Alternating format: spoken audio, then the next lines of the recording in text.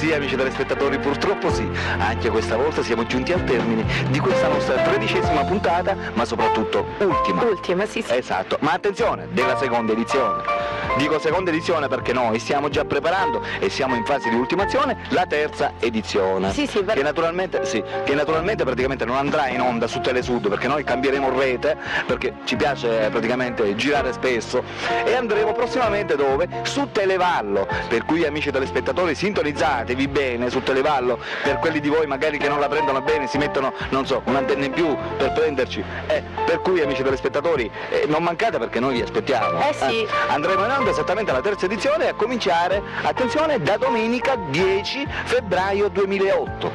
Per cui amici telespettatori noi vi stiamo dando praticamente un'anticipazione di quando andrà in onda la terza puntata, perché appunto non vogliamo che voi ci perdiate di vista, come dire. No, giusto? infatti, sì. Che cosa possiamo dire ai telespettatori? Ci ha fatto piacere naturalmente far parte di Telesud per tutto questo tempo.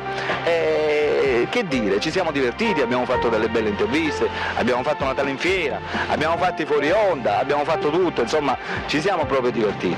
Sì, infatti. E spero, anzi ne sarò sicuro, che la terza edizione sarà ancora migliore, perché più tempo passerà più noi miglioreremo. Ok? Ancora più bella. Esatto, per cui amici telespettatori vi raccomando, Televallo, Strano Amore Siciliano, terza edizione, da domenica 10 febbraio 2008. Vi aspetto, non mancate. Un grandissimo abbraccio e un grandissimo bacio da Alberto e da Marilena. Ciao amici, vi voglio bene tutti, ciao!